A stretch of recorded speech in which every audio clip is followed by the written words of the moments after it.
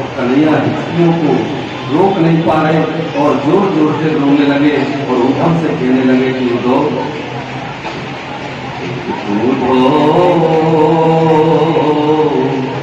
मोए ब्रज विसरत नाई,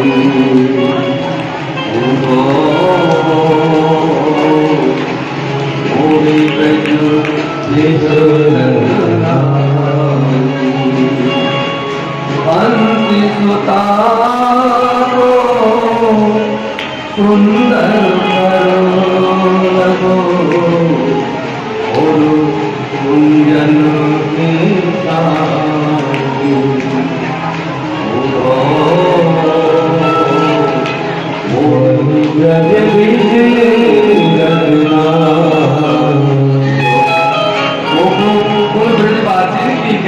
के याद आ रहे हो मैया यशोदा की मुँह को याद सता रही है। अगर मुँह को लौट के नहीं जानो तो मैं मैया को झूठ बोल करके क्यों आयो कि मैया मैं परसों आ जाऊंगा। आज मुँह को पूर्ण ब्रज गोपी की याद आ रही है।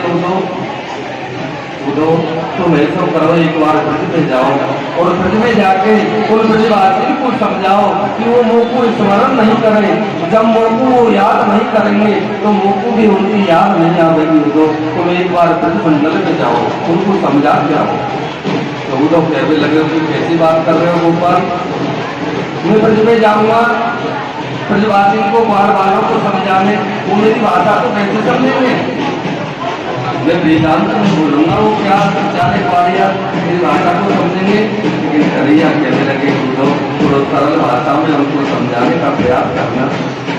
एक बार तुम ब्रज में जरूर जाओ और उन ब्रजवासियों को समझा के आओ और मेरी मैया से राजी खुशी की हो कि मैया मैं यहाँ मथुरा में रह के सुखी तो नहीं हूँ।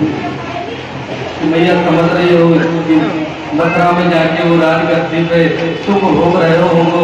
मैया तो कहीं की तेरो लाला जो है बड़ो दुख पावे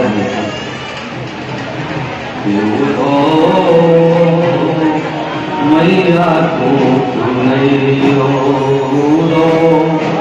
मैया को मैया को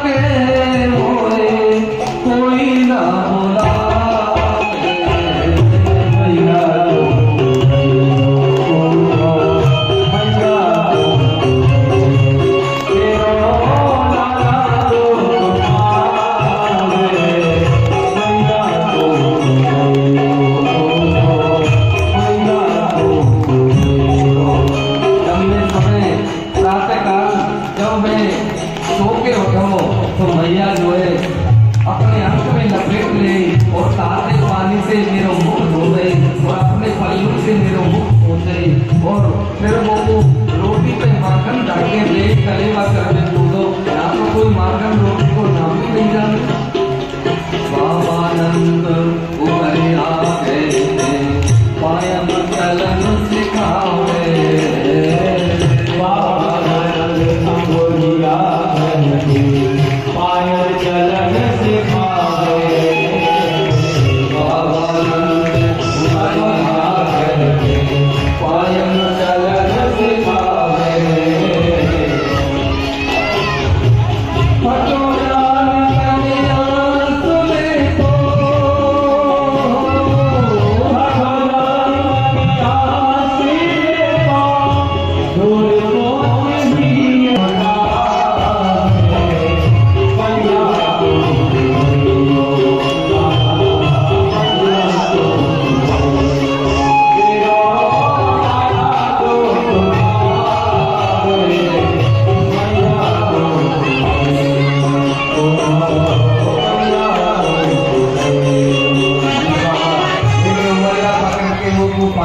पाए चलनो शिकायत करे और जब में थक जाओ ना नीचे गिर पड़े हो तो बाबा मुझको उठाए के अपनी हंस में भर ले करे।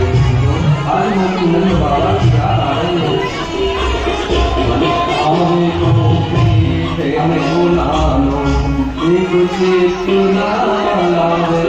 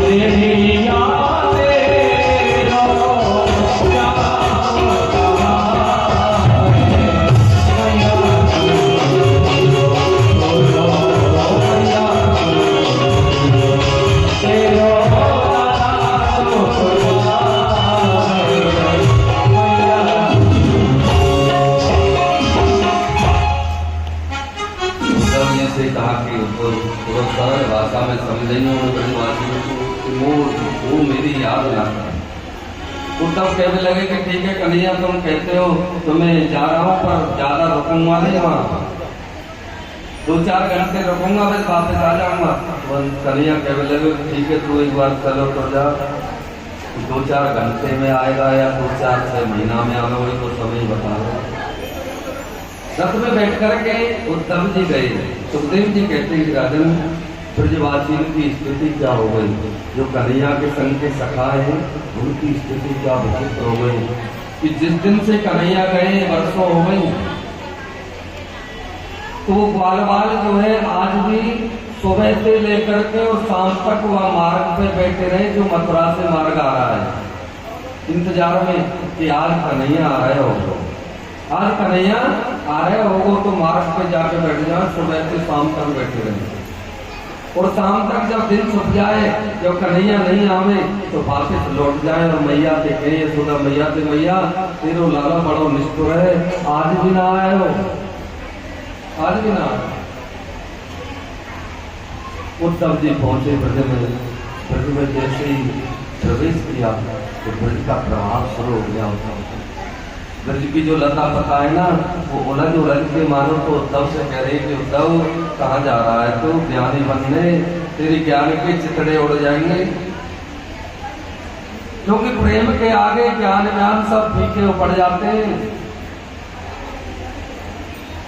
ज्ञान की बुदड़ी बन जाएगी तेरी, वृक्ष लता पताएं समझा रही है। उद्धव पहुंच गए। अब जो ग्वालवाल इंतजार में बैठे मार्ग पे सड़क पे, उनने देखी कि रथ आ रहे हो तो प्रसन्न है गए कि देखो हमने कही ना कन्हैया जरूर आ रहे हो, तो सब दौड़ पड़े रथ की तरफ। एक मधमंगल नाम का सखा है, वो कह रहा कि मैं नहीं मिलूंगा कन्हैया से। क्यों? अरे मैं वाते रूठ रहा हूँ, मैं जब मिलूंगा वाते जब वो मेरे पावन में झुक के मुझसे माफी मांगेगा और ये वादा करेगा आज के बाद में तो मैं छोड़ के नहीं जाऊंगा, मैं नहीं जाऊंगा।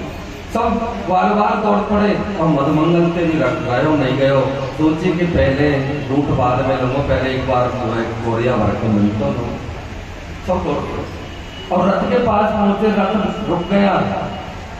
बहुत देर रह गई, बार कहने लगे कि यहाँ में कन्हैया आए। अगर कन्हैया होता ना या रथ में तो अब तक का पूछ पड़ता हो, कन्हैया ना आए। तब उद्धव ने उन ग्वालवालों से पूछी कि मैं मथुरा से आया हूँ, मैं कृष्ण का मित्र हूँ और मैं यदुवंशियों का महामंत्री भी हूँ। मैं मथुरा से आया हूँ और मुझे नंद बाबा से और यशोदा से मिलना है। ग्वालवाल कहने लगे अरे कन्हैया, साल 23 वर्षन के बाद में भेजा भी तो मित्र को भेजा तो कन्हैया तो कितना निष्ठुर है। अब उद्धव कहने लगे कि मुझे ये बताओ कि यशोदा मैया के महलों का रास्ता कौन सा है, मुझे मैया यशोदा से मिलना है। तो बार बार कहने लगे कि उद्धव जब से गोविंद यहाँ से गए हैं तो यशोदा मैया का जो महलों का रास्ता है ना वो इतना सरल हो गया है, पूछने की जरूरत नहीं पड़ती। देख रहे हो ये पानी बहता हुआ आ रहा है, ये पानी बहता हुआ आ रहा है, इसको साधारण पानी मत समझना। यशोदा मैया के महलों में हजारों लाखों ब्रजगोपी जो रात और दिन अश्रु प्रवाह कर रहे हैं कृष्ण के वियोग में, उन गोपियों के आंसुओं का जल है। जल यहाँ से आ रहा है, इसके किनारे किनारे चले जाओ, जहाँ इस जल का उद्गम है ना वो यशोदा मैया का है। और तो उद्धव कहने लगा कि मैं कहाँ गया, मैं कहाँ गया।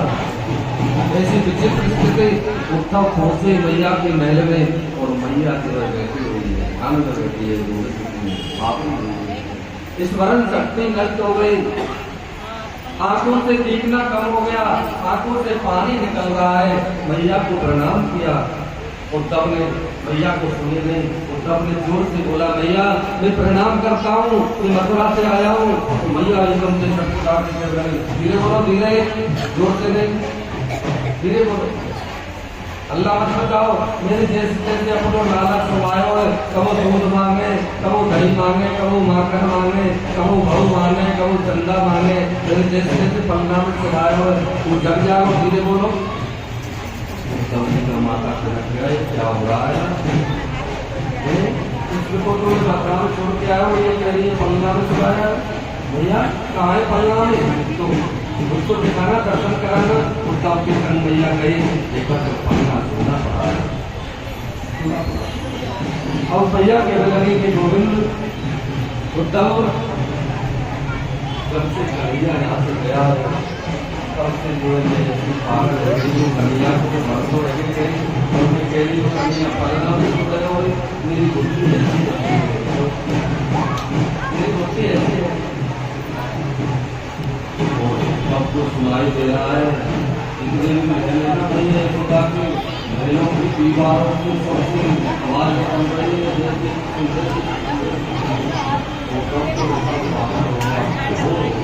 तुम्हें घूमती लगने में आ गया। मैया से वार्ताला हुआ पूरी रात्रि, बाबा से पूरी सीधा सुनी। फिर कहा कि आप दर्शन करना चाहता हूँ, समय हो गया है, सारा हो रहा है, ये तो भगवान बहुत बड़े कभी समय होगा तो हम लोग पूरी तरह से सुनाएंगे। बहुत सारी तरह की कहानी जो आप भूल नहीं सकते, लेकिन क्या करें, समय हिला देता है। तो ब्रज गोपिन के दर्शन के लिए उद्धव जी गए। ब्रज गोपी गोल मंडला बना के बैठी है। जब से कृष्ण गए हैं तब से ब्रज गोपी ने कोई काम नहीं किया घर का, केवल विरह में डूब रही है, विरह अग्नि में जल रही हैं, आंखों से अश्रु प्रवाह चल रहा है। राधा रानी बीच में बैठी हैं, लकड़ी जैसा शरीर हो गया है, सूख गई है, भोजन पानी सब छूट गया है। उद्धव उनकी वार्ताएं सुन रही हैं। ब्रज गोपी आपस में बता रही हैं, आज तो कन्हैया मैंने सपने में देखे, आज तो वो मटकी उछा रहे, आज तो मेरे घर में चोरी कर रहे, आज तो मेरे बछड़ा है खोल के चले गए। ऐसे तरह की जो है सब अपने अपने सपने को सुना रही हैं। राधा रानी से पूछा एक ब्रज गोपी ने कि हे श्री राधे, क्या आपको जो है सपने में कबू भगवान दिखाई नहीं देते, गोविंद दिखाई नहीं देते? तो किशोरी कहने लगी कि क्या बताऊं गोपियों, आप सबको सपने में गोविंद के दर्शन होते हैं, आप सबको मैं प्रणाम करती हूँ, लेकिन मैं क्या करूँ, जिस दिन से गोविंद ब्रज को छोड़ करके गए, मेरी बहन जो निद्रा है ना, वो भी उनके संग चली गई। जब मुझे नींद ही नहीं आती तो मैं सपना कैसे गई, मुझे सपने में भी भगवान की बातों को सुनकर उद्धव का माता पलट के लगाते हुए कैसे वार्तालाप करूँगा प्रणाम किया है। मैं आपसे एक प्रार्थना करना चाहता हूँ, पहले तो मेरा आप सब प्रणाम स्वीकार करो, और जिस कृष्ण को तुम अपना प्रियतम मानकर के ढूंढ रही हो, उससे कृष्ण साक्षात ब्रह्म है, वो साक्षात ब्रह्म है। ऐसा मैंने अपने गुरु बृहस्पति से जाना है। इसलिए ब्रह्म का हाथ नहीं होता। एक बार जीव की वृत्ति निर्गुण बन जाए, एक बार जीव का मन निर्गुण ब्रह्म में लग जाए तो उसका भटकाव खत्म हो जाता है। इसलिए मन को तुम ब्रह्म में बनाओ, देखियो ब्रह्म में लगाओ, यही जीवन का सार है। तो एक ब्रज गोपी पीढ़ी नजर करके उद्धव को जवाब दे रही है, तुम सब कहते हो कि मन को ब्रह्म में लगाओ, लेकिन जिसके पास मन ही नहीं है वो लगाएगा कैसे? जिसके पास मन नहीं है वो ब्रह्म में कैसे लगाएगा? तो उद्धव कहने लगा कि इसका क्या मतलब हुआ? तो ब्रज गोपी कह रही उद्धव, मन न रहे 10-20, उद्धव मन न रहे 10-20, एक हत्यो जो गयो श्याम संग, अब वो आ रहा है। एक बनता उसको चुरा करके तो वो चलिया ले गया।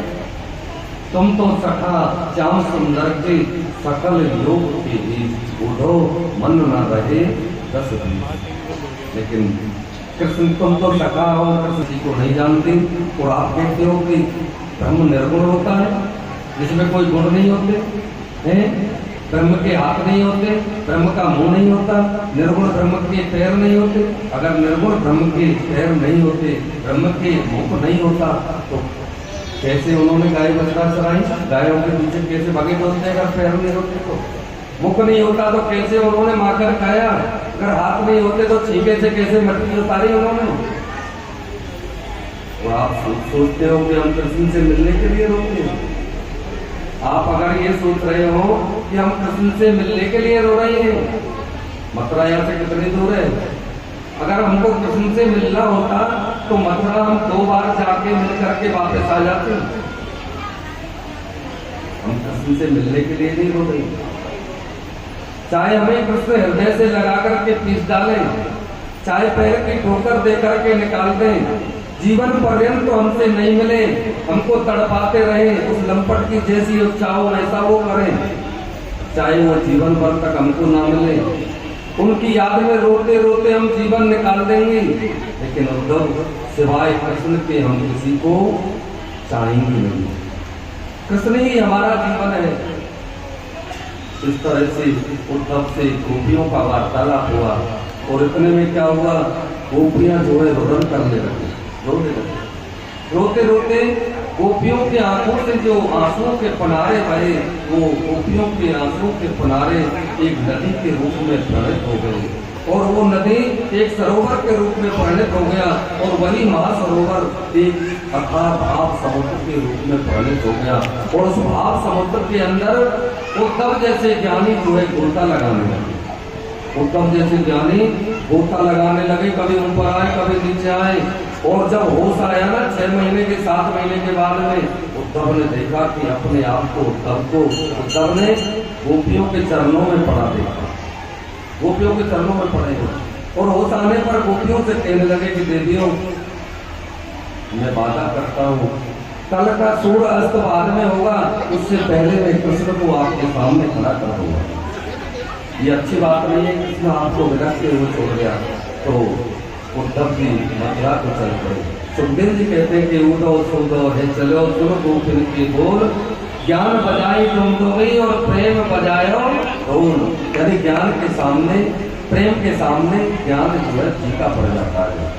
गोपियों के प्रेम ही तो था, प्रेम के अधीन हो गए थे भगवान। अब जैसे ही उद्धव जी 7 महीने के बाद में कृष्ण के कक्ष में पहुंचे, भगवान ने कहा आओ गांधी जी आओ। उद्धव कहने लगे गोविंद देखो नमक जले पे नमक मत छिड़को, तुम बड़े निष्ठुर हो गोविंद, तुम बड़े ढीठ हो। तुम देखो माँ यशोदा की क्या स्थिति हो रही है, उन्होंने खाना पीना कुछ नहीं खाया, आपकी याद में तड़प रही है, रो रही है, शरीर सूख गया है। उन प्रतिगोपियों की हालत मुझसे पूछो गोविंद, तुम बड़े निष्ठुर हो। तो भगवान ने कहा कि उद्धव मैं यही चाहता था कि तुम ज्ञानी तो हो, लेकिन ज्ञान के ऊपर थोड़ा सा प्रेम का पुट चढ़ जाता। अब वो प्रेम का पुट तुम्हारे ऊपर चढ़ गया है, अब तुम समझ सकते हो कि प्रेम क्या होता है। थोड़ा अपने नेत्रों को बंद करो। जैसे उद्धव ने नेत्र बंद करे और नेत्र खोल करके देखे तो भगवान के बगल में राधा रानी विराजमान है, सब ब्रज गोपी विराजमान है, सब ब्रजवासी विराजमान है। कहने लगे उद्धव मैं ब्रजगोपिन के बिना नहीं रह सकता, ब्रजवासी के बिना नहीं रह सकता और ब्रजवासी भी मेरे बिना नहीं रह सकते। ये तो केवल एक नाटक था। इस तरह से सुखदेव जी कहते हैं कि राजन कंस का जब वध हो गया तो कंस की 2 पत्नी है अस्थि और प्राप्ति, दोनों ने अपने पिता से समाचार भेजा कि कृष्ण ने हमारे पति को मार दिया। तो जरासंध ने 17 बार चढ़ाई करी मथुरा पर कृष्ण को मारने के लिए, लेकिन 17वें बार जो है भगवान ने जरासंध को परास्त करके लौटा दिया। 18वीं बार में जरासंध 10,000 ब्राह्मणों को माला पे जप पे बैठा के आया भजन पे कि तुम भजन करो कि मैं अब की बार जीत करके आऊं। अगर मैं अब की बार जीत करके आया तो तुमको इतना धन दूंगा कहीं जाने की जरूरत नहीं पड़ेगी। अगर मैं अब की बार में परास्त हो गया, किसी से हार गया तो तुम्हें सबको चोरी पे चला दूंगा। और उन ब्राह्मणों की रक्षा के लिए भगवान को रण छोड़ करके जाना पड़ा। भगवान 18वीं बार में रण छोड़ करके भाग गए। चलिए भगवान का एक नाम और बन गया श्री रणछोड़ राय। पूरी रणछोड़ राय भगवान की। भगवान ने द्वारका बनाई, द्वारका में रहने लगे। अब सुखदेव जी कहते हैं कि राजन कुन्नरपुर ग्राम में एक राजा रहता है, उसका नाम है भीष्मक राजा। भीष्मक राजा के 5 पुत्र हैं, रुक्मी, रुक्मरथ, रुक्मबाहु, रुक्मकेशी और रुक्ममाली। 5 पुत्र हैं, कन्या कोई नहीं है। एक दिन सरोवर में स्नान करने गए, कमल के फूल पर एक नन्ही बालिका को देखा और उनको उठा करके ले आए। ये साक्षात लक्ष्मी का स्वरूप है। हाँ, लक्ष्मी जी जो है, रुक्मणी जी थोड़ी बड़ी हुई तो उनके विवाह की तैयारी करी।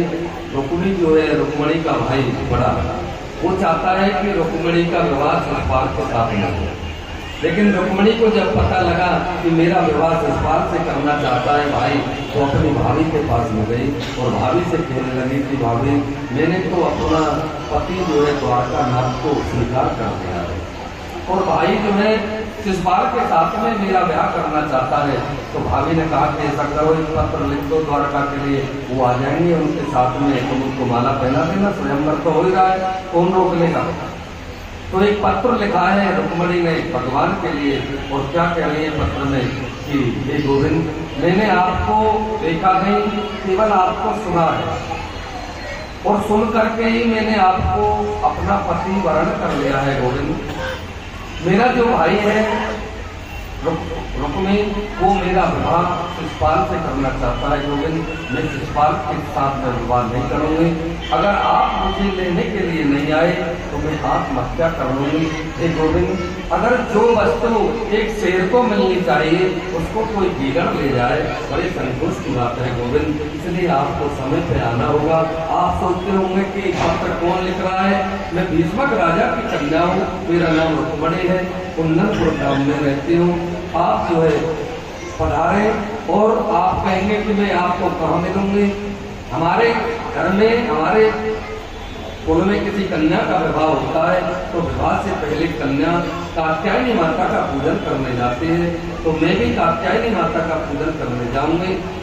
गांव के बाहर एक कात्यायनी माता का मंदिर है, उसी मंदिर पे आप मेरा इंतजार करना, मैं वहां आऊंगी और वहीं कात्यायनी माता के सामने मैं आपको माला पहना दूंगी, आपका वरण कर दूंगी। अब रुक्मिणी माता अपनी सहेलियों के साथ में जो है कात्यायनी माता का पूजन करने आ रही है। रुक्मिणी ने बहुत दूर पहरेदार लगा दिए, सिकोड़ते कहीं कोई ऐसा नाटक ना हो जाए, क्योंकि रुक्मिणी को ये शंका भी है कि द्वारका नाथ जो है सिकोड़ते लगा दी और रुक्मिणी माता का रुक्मिणी जी आई को जो आपने कन्यादान करना है कि उनको दे देगी और सर्वनाम के परिवार है भाभी जी का ये कथा करेगी। महिला से कोई है कि आप इसको सही कोई या आपकी अपनी अब आ रही है इसके हाथ में क्या सर छूले, उसके बाद एक एक दो दो उठ के अपना दीक्षा दीक्षा उसके बाद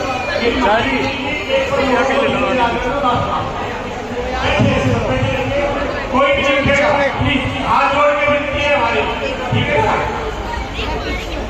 सभी लोगों से बार बार विनती है और राधा कृष्ण जी आ रहे हैं, उनके चरण धोए और बैठे बैठे हाथ जोड़े, ठीक है। बोलिए द्वारकाधीश महाराज की जोरदार जयकारा जोरदार करो और सावधान होकर बोलिए द्वारकाधीश महाराज की, रुक्मिणी मैया की।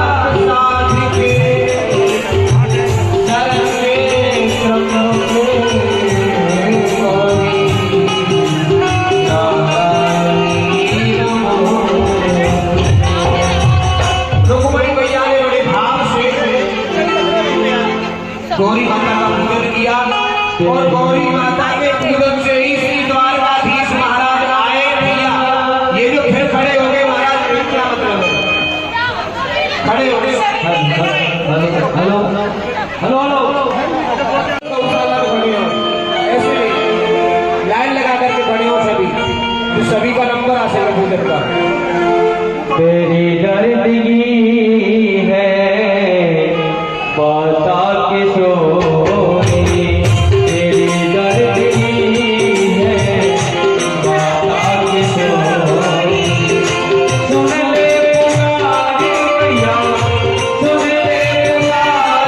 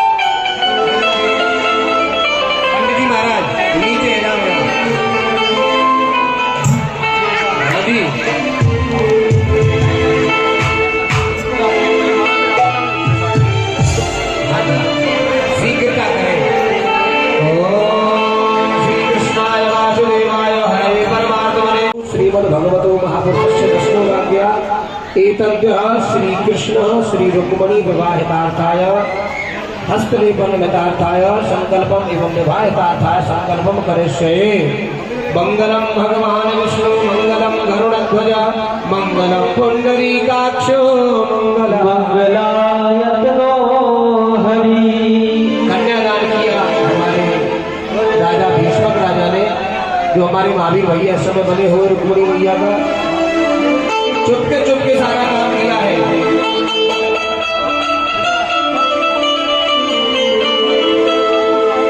मेरी सखियों मुझे मेहंदी लगा दो, मेहंदी लगा दो मुझे ऐसी सजा दो, मुझे श्याम सुंदर की दुल्हन बना दो, मुझे श्याम सुंदर की दुल्हन बना दो, मुझे श्याम सुंदर की दुल्हन बना दो।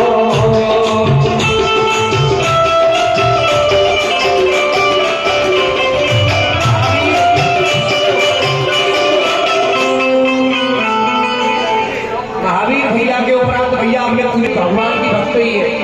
और ये भी आपसे पकड़ी है, आपने आयोजन किया है तो ये सुनने के लिए आए अपने घरों से, इनका भी आपको ध्यान रखना पड़ेगा हमारी भक्ति भाव से। आइए शीघ्रता करें। समय कम है। भैया, अरे बैठ जाओ नीचे।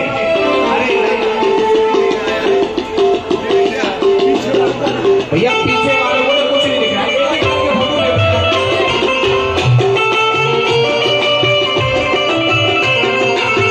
सत्संग में मेरी बात चलाई, सत्संग में मेरी बात चलाई, सतगुर में मेरी नीति सगाई, सतगुर में मेरी नीति सगाई, उनको लगे हर बातों करा दो, उनको लगे हर बातों करा दो, मुझे श्याम सुंदर की दुल्हन बना दो, मुझे श्याम सुंदर की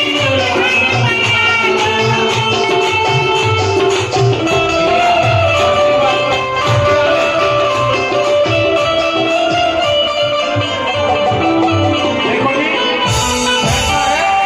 परिवार एक एक करके चल जाए और बैठ जाए, जिन्होंने पूजा करनी है। पीछे वाला को नहीं दिख रहा प्लीज, ये भी लोग आपके इसमें आए हुए, आप लोग जो पूजा करनी वो हट जाए पीछे प्लीज, ठीक है जी।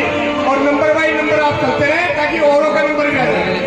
बेटा फोटो का काम बंद कर दो, सुनो थोड़ा भाई को देखो जी, समय को ध्यान में जरूर समय को ध्यान में रखें। मंदिर की आरती का भी समय हो रहा है, इस बात को ध्यान रखें। शीघ्रता, फोटो के चक्कर में ना रहे, जितना जल्दी हो सके जल्दी करें। श्री राधे।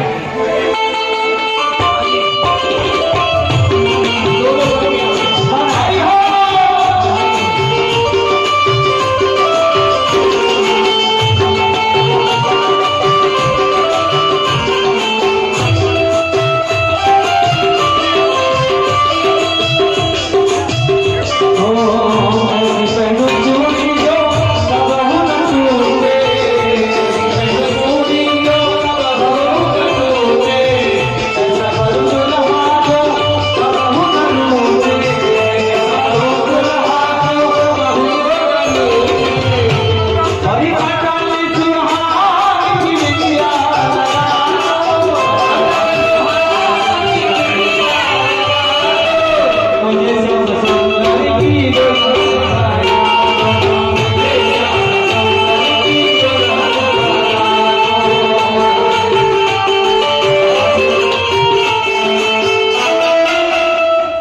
बधाई कन्यादान फूलों से लेता है। भैया, बधाई हो। आज फूलों से कन्यादान में बड़े बड़े नोट लेकर के कन्यादान करो, सोने चांदी की वस्तु ले करो भैया। जय हो। तुरंत से काम ना चलेगा, तुरंत से घोड़ो ही बचेगा, ठीक है। कन्यादान बड़े बड़े नोटों से करो आज। नंबर बाई नंबर करते रहो, यहाँ से बाकी लोग करते रहे। जिन्होंने पूजा करनी कृपा करके हाथ जोड़ के रिक्वेस्ट है, उनको आप लोग उठाओ भाई। सर हमारा परिवार इधर भी आ जाए, बाकी बारी को ध्यान रखते हुए। आज हमारे भाई सबका नंबर आ जाएगा। बाकी बैठ गए भाई साहब, बाकी बैठ गए।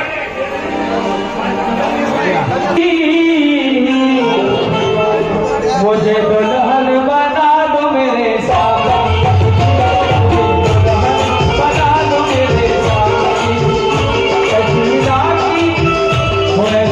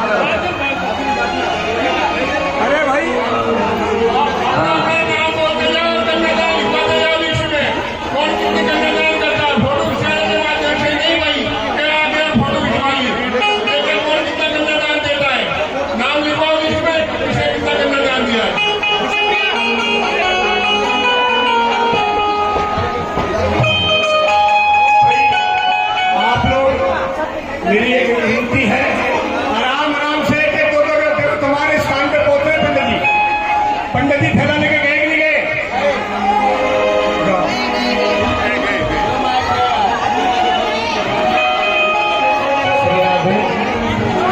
देखो परिवार को बदलते हैं। भैया बैठ जाओ, तुम बैठ जाओ सब।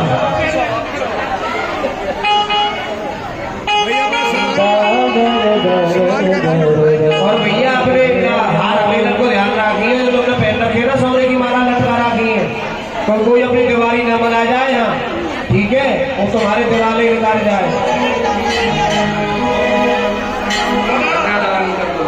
कन्यादान के लिए 3100 हाँ जी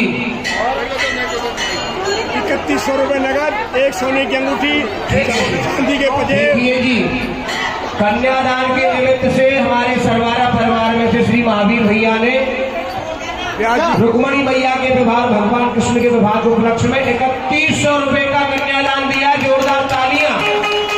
और एक व्यास जी के लिए सोने की अंगूठी दी है जी, जोरदार तालियां। रुक्मणी मैया के लिए चांदी की पाजेब, नाक की लौंग और दुनिया भर के वस्त्रों का जो सामान दान किया है, भगवान उनके धन में वृद्धि करे। और हम तो ये चाहें भगवान के घर में ऐसे खुशी को अवसर लेके आवे, अगले साल फिर दोबारा तो ये श्रीमद् भागवत महापुराण की कथा करें। जय वो बहुत बहुत बधाई हो। जोरदार आशीर्वाद परमात्मा को प्रदान करे पूरे परिवार को। ओम कन्यादानम महादानम सर्वतोतो तुमराण वरुत्तमः। अरे भैया बाजे मारे माई को देख लो, बाजे मारे माई को देख लो। ठीक है जी, जय श्री राधे। हाँ साहब, हाँ जी, हमारे संपूर्ण सरवारा परिवार में कन्यादान के निमित्त दान आदि कर लिए हैं। आज की कथा के प्रसंग में भगवान के पूजन में पूरा समय जा रहा है, मंदिर की आरती का भी समय हो रहा है, लेकिन ना तो आज भगवान के सामने किसी प्रकार की कोई हाजिरी लगी ना कुछ हुआ, क्योंकि भीड़ इतनी कर लेते हैं यहाँ पे खड़े रह करके कि नाचने के लिए जगह ही नहीं बचती भगवान के सामने। थोड़ा थोड़ा पीछे हट जाए भैया।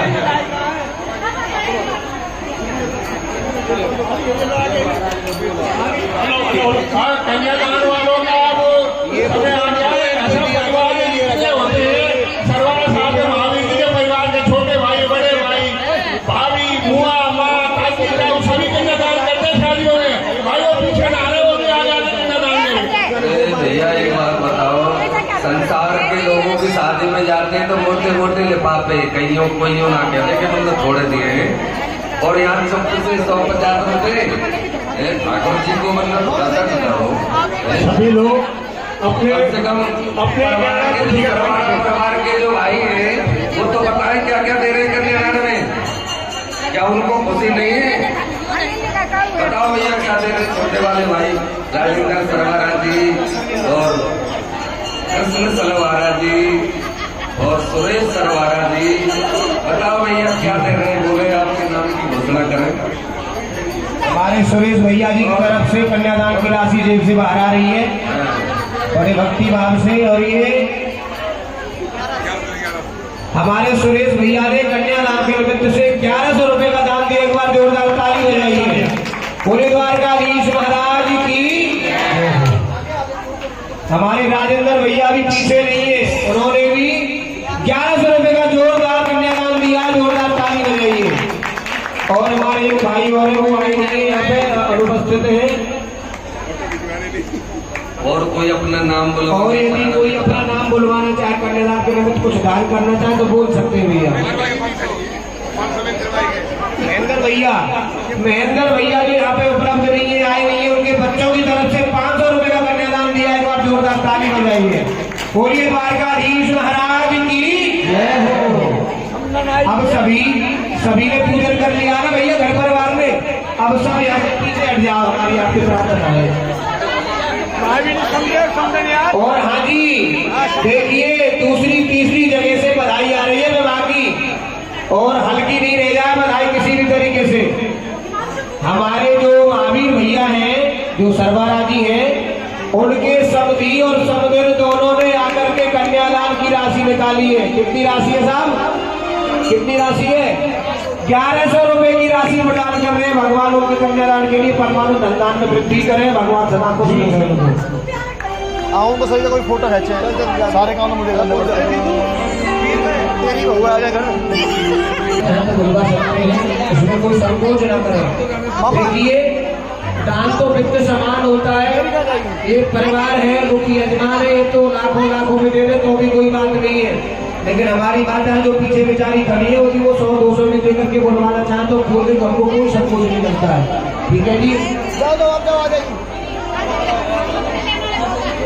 और ये भैया तुम्हारा लास्ट वोट देंगे, ध्यान रखना इस बात को। लास्ट वोट है, इसको अच्छी तरह खींच लो, ढंग से खींच लो एक बार। लास्ट वोट है तुम्हारा ये। इसके बाद तुम्हारा कोई वोट नहीं चलेगा यहाँ पे। तो वही ना रोक रहे, अब हमारे ही नाम रोकेंगे तो फिर और कौन रोकेगा? ठीक है भैया।